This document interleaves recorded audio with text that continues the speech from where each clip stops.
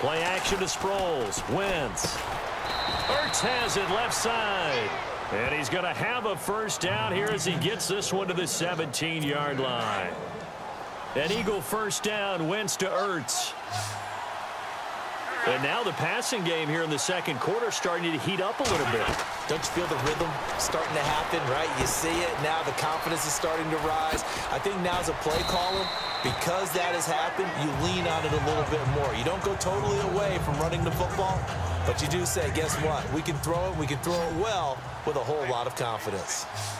When you run a screen pass really well, you got to like the look of it because so many parts come together to make it work well. The offensive linemen, where they're faking people out, the back. And a loose football. But fortunately, he's able to recover his own fumble, or that could have been trouble. Well, that was a big oops right there. But how about his ability to correct it? Loses the football, able to get it back himself. Yeah, pounced right back on it, keeps possession.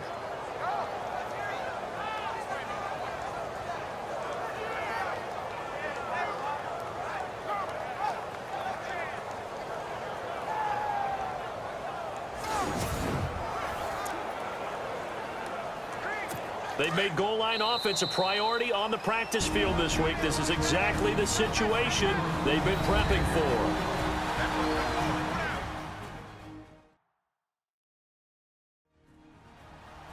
A reminder coming up at this and every halftime this season, we'll be checking in with Larry Ridley in Orlando for highlights and analysis of our first half. LR, that's my man. That's your guy.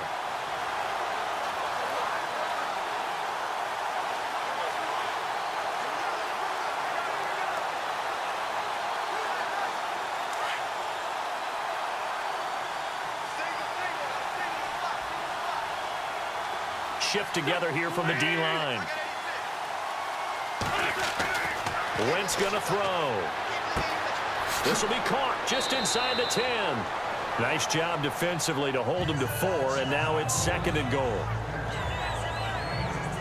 It's funny, throughout the time that we've been together, when we talk with running backs about the ability to catch the ball, their eyes light up when they talk about open field and having one-on-one matchups, don't they? Yeah, they do. And that's the reason why. What we just saw, shedding those tackles, and that's what they're used to doing. It is, and it starts at the beginning of the play. One-on-one matchup if someone's trying to cover them, but they also like those one-on-ones downfield after the catch when they're running with the ball. They think they're going to win those too.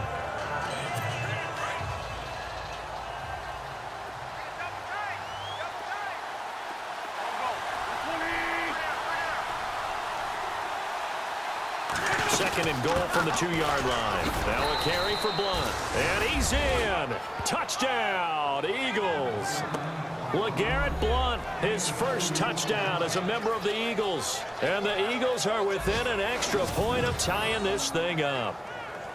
For Blunt, a career-high 18 rushing touchdowns for the Patriots in 2016. Now he's got his first to start the new campaign with his new club. And, partner, you know how it is when a player goes to a new team.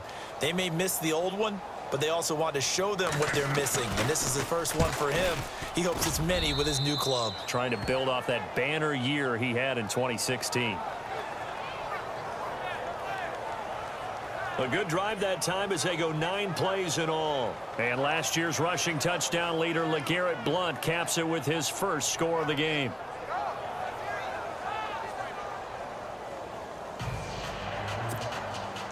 So we're right back where we started, all even as the kick's away. This is fielded at the goal line. And he'll take it up past the 25 to the 26-yard line. Get a look at the Washington Redskins as they come out on offense. And this is a crew that's hoping to make some noise in the NFC East, coming off back-to-back winning seasons for the first time since 96-97. So they are trending upward. Yes, they are, and Kirk Cousins is leading them on offense. He's the guy that people continue to question. Yet every year he puts up big-time numbers. Able to fling it around. They're able to run it well. I love their offensive scheme.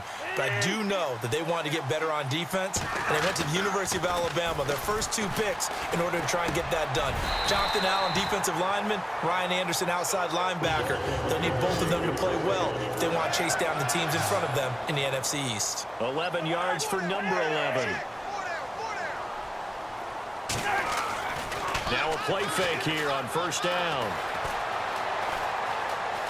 Now on the run, he'll throw it back deep over the middle. And nearly picked off there, almost intercepted.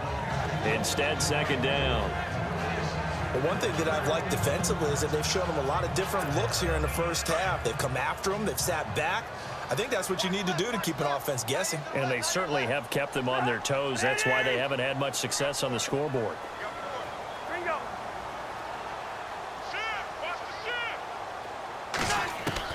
Throwing again, Cousins on 2nd and 10. And Reed with it over the middle.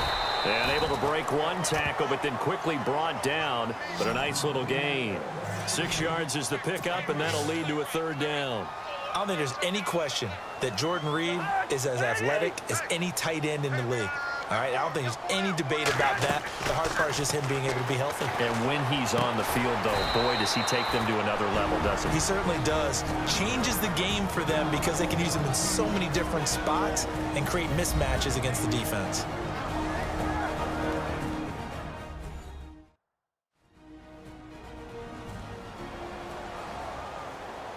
And now following that timeout, the defense back out onto the field. Now the 4th-year man from Oklahoma, Tress Way, on to punt.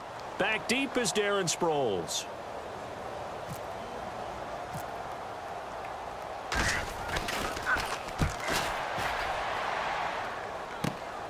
Sproles, the return.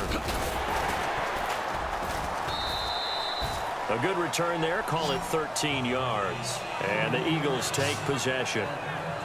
Reminder that later tonight we'll see the Giants and Cowboys battle in Dallas. Seems like they're always playing in week 1. And then on Monday night, a doubleheader. Adrian Peterson, his first game with the Saints. He's already back in Minnesota to play the Vikings. And then a 10-20 start on the East Coast. It's the first game for the LA Chargers traveling to Denver. A nice AFC West matchup.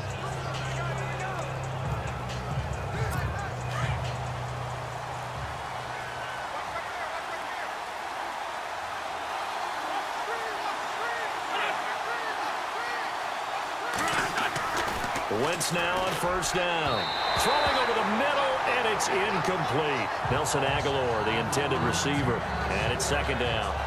Well, they're slinging it, and then there's one you got to put a timer on, huh? I mean, that one came in hot. That came in hot, but overthrown, out of his reach, and incomplete. Second down following the incompletion. And the D-line pinching together, must be expecting the run. And an alley to run. And the ball is knocked out, and the Redskins scoop it. And he's able to get it back to the 41-yard line. And this is something that you know that they're emphasizing, you know they're working on, but it has to improve. Carson Wentz lost 14 fumbles as a rookie, and the NFL is just different. When you're in the pocket, you're always at risk of that ball being jostled out. And if memory serves, those 14 fumbles tied with Carson Palmer for most in the NFL. And here come the Redskins now. They punted last time they had it. What steps, Charles, you think they have to take to make sure they don't do that again? Well, let's just go to the football 101, the trade expression 101. Win first down. Make 5, 6, 7 yards on first down and make it a 2nd and 3, 2nd and manageable. Keep accumulating first downs that way. Keep moving the football. You don't want to get behind the sticks because then the defense has the advantage.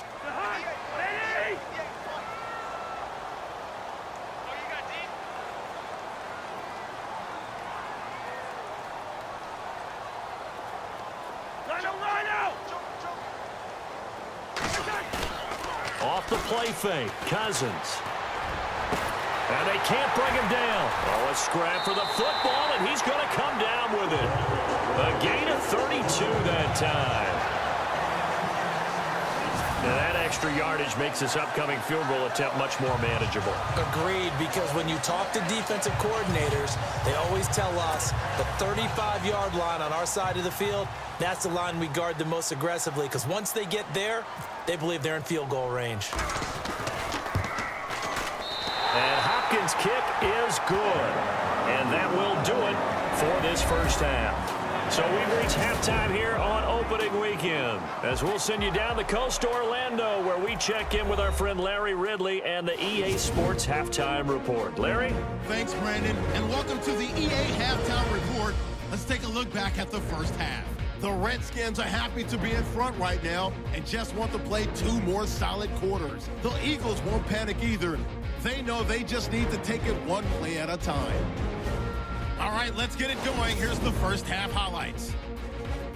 1st and 10. Here the catch is made way downfield, and that goes as a 26-yard touchdown. Redskins up by a touchdown. 2nd and 2 coming up.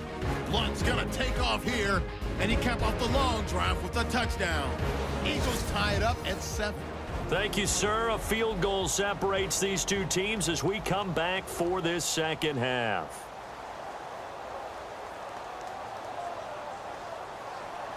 Both teams appear ready for the fight ahead, and we resume action here in quarter number 3. This is fielded at the goal line. And a good return as he'll be stopped just shy of the 30-yard line. Out comes Washington's offense as they get set to take over here. They have the lead. Now they'll be looking to extend that lead.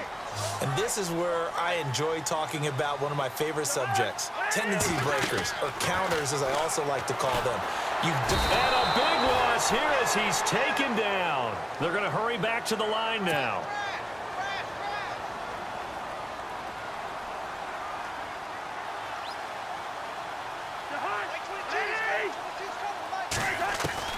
Second down, Cousins eluding the pressure right.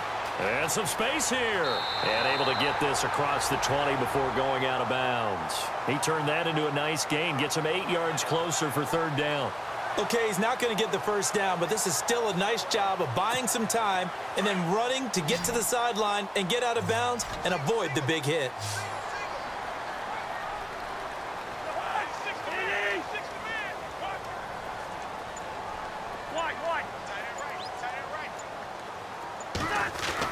Third and long for Cousins.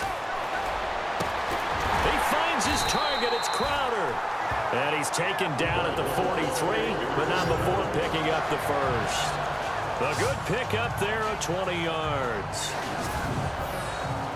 He's such a good route runner. Shows it there on 3rd down. Very proficient and a good pass. And you know what I've observed over the years in the NFL? The better a route runner you are, the more confidence your guy's going to have in you to go to you in important times because he can trust you being in the right spot, and they connected there and picked up a first down. They'll run it now out of the gun. And now running right through it. And they get him down right near the midfield stripe. A good run there on 1st down, and it'll leave him with a 2nd and 2.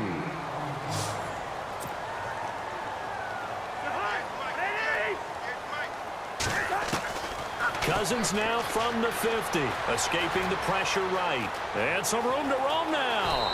And he'll slide down to avoid the contact.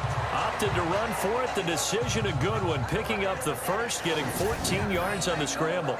Partner, he was going through his progressions. Not there, not there. After about the 3rd one, he decided he better pull it down and run for it. And he slides down and avoids the hit for good measure.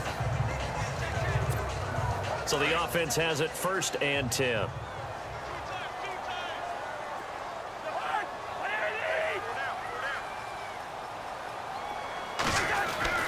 To throw, Cousins. Pryor has it complete. And he gets this one all the way down inside the 15. 23 yards on the play. And a good quarterback facing zone coverage. If he has just a little bit of time to survey the scene, that's what's going to happen. No doubt about it. If there's no pressure, he's going to continue to pick them apart because he'll have all that time to find someone open downfield. You can only cover for so long. So maybe they want to go to a zone blitz scheme, get a little bit more pressure.